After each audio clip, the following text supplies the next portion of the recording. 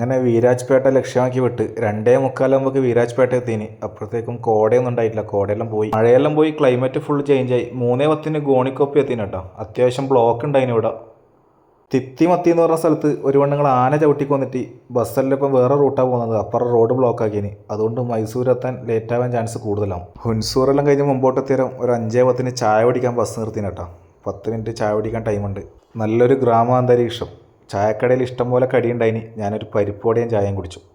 ചായ കുടിയെല്ലാം കഴിഞ്ഞ് എല്ലാവരും ബസ്സിലേക്ക് കയറി തുടങ്ങി. അങ്ങനെ 5:20 ബസ് മെല്ലെ വിട്ട്. മൈസൂർ എത്തുന്നതിന് മുമ്പായിട്ട് ബ്ലോക്കും സിഗ്നലെല്ലാം തുടങ്ങി. കുറച്ചപ്പുറത്തേക്ക് ഒരു വണ്ടി ആക്സിഡൻ്റ് ആയിട്ടുണ്ടായിന്. 5 മണിക്ക് ബസ് സ്റ്റാൻഡിലെത്തേണ്ട ബസ് 6:30 സബർബൻ ബസ് സ്റ്റാൻഡിലെത്തി.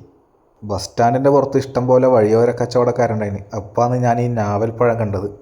അപ്പോൾ റേറ്റ് ചോദിച്ചാലും പറഞ്ഞത് 1 കിലോ 100 രൂപ എന്നാണ്. നമ്മുടെ നാട്ടിലൊക്കെ ഇതിന് നല്ല റേറ്റ് ഉണ്ട്. അങ്ങനെ ഞാൻ മൈസൂർ പാലസിലേക്ക് നടന്നു. ബസ് സ്റ്റാൻഡിൽ നിന്ന് വെറും 1.5 കിലോമീറ്റർ ദൂരമേ ഉള്ളൂ, നടക്കേണ്ട ദൂരമേ ഉള്ളൂ. 7:30 അവിടെ ലൈറ്റ് ഷോ ഉണ്ട്. ഇഷ്ടംപോലെ ആൾക്കാർ ലൈറ്റ് ഷോ കാണാൻ വന്നിട്ടുണ്ടായിന്. അപ്പോൾ നമുക്കൊന്ന് ലൈറ്റ് ഷോ കണ്ടാലോ?